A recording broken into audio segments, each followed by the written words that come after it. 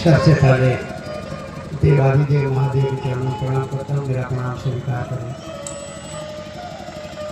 इस कालखंड के महामानव बरने गुरुभ्राता साहब श्री हरिनारायण भैया एवं शक्ति स्वरूपा दीदी नीलमान के चरणों में प्रणाम करता हूँ। मेरा प्रणाम स्वीकार करें। पर आए हुए सभी गुरु भाई गुरु बहनों को प्रणाम करता हूँ। मेरा प्रणाम स्वीकार करें। शिवाय से प्रणाम कर लीजिए।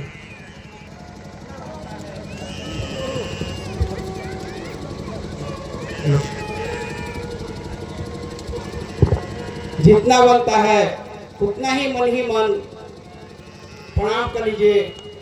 नमः से सांस को लीजिए, शिवाय से छोड़िए। नमः शिवाय, नमः शिवाय। जितना बनता है उतना कीजिए। अगर बनता है तो 108 बार कीजिए।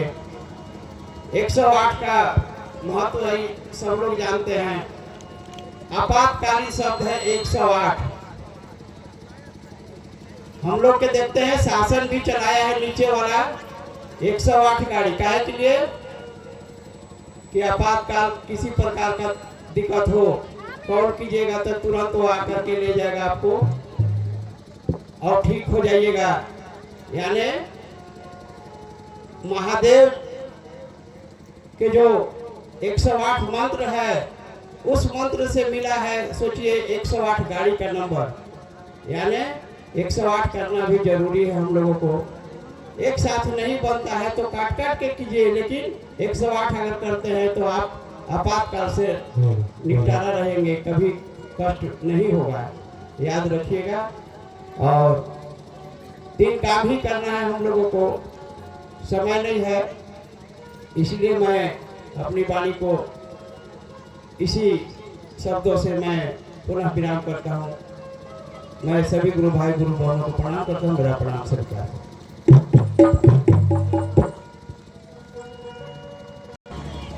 अच्छा लगा शिव गुरु महोत्सव में आकर के। साहब ने बहुत सुंदर बात कही है कि आप लोग नाचते हैं। हम लोग कहते हैं जी हम लोग नाच देखने जाते हैं। साहब ने कहा तुम लोग चर्चा करते हो? जी हम लोग चर्चा में जाते हैं। तो नाचना और नाच देखना अंतर है। उसी तरह से शिव चर्चा में जाना और खुद से शिव चर्चा करना है अलग बात है। तो हमको और आपको कोशिश करना है खुद से अपने गुरु शिव की चर्चा करना है। मेरी ऐसी स्थिति कि हम और आपके घर के लोग तो हम और आपकी बातें मानते नहीं, तो क्या रोड पर चलने वाले भाई बहन हम और आपकी बात मान लेंगे? यानी जब भी मानेंगे तो उस महादेव की दया से मानेंगे, उस साहब दीदी के आशीर्वाद से मानेंगे। लेकिन ये जो गुरु का संदेश है, जो संवाद है, उसको लोगों तक जन जन तक पहुंचाने का हम और आपको काम करना है। और महत्वपूर्ण है इसमें शिव चर्चा मानी। महत्वपूर्ण कौन है? साहब और दीदी। उत्तरी बिहार में लोग कहते हैं ना, किसी भगवती के बुझोइया के बल, यानी जो भगवती के बारे में जो बुझा दे वही महान है। तो आज हम और आपको शिव चर्चा के बारे में, शिव के बारे में बुझाने वाले साहब और दीदी हैं। इसीलिए मैं कहता हूं कि अगर महत्वपूर्ण अगर कोई है शिव चर्चा में, शिव शिष्यता में, तो है साहब और दीदी। हम और आप जब तक सूरज चांद रहेगा साहब दीदी का नाम रहेगा। कोई काट नहीं सकता, कोई मिटा नहीं सकता, कोई भुला नहीं सकता। अगर यहाँ भी अगर बात चलेगी के बताया शिव गुरु की बात, कहाँ से चली शिव गुरु की बात, तब किसका नाम लीजिएगा? तब तो साहब और दीदी का नाम लेना ही लेना पड़ेगा। मेरे को इस चीज़ों से शिव चर्चा से कोई मतलब नहीं था। एक समय मेरे बाबूजी माँ लोग कहते थे कि बबुआ जाओ ना शिव चर्चा में, लेकिन फिर भी मेरा मन नहीं करता था।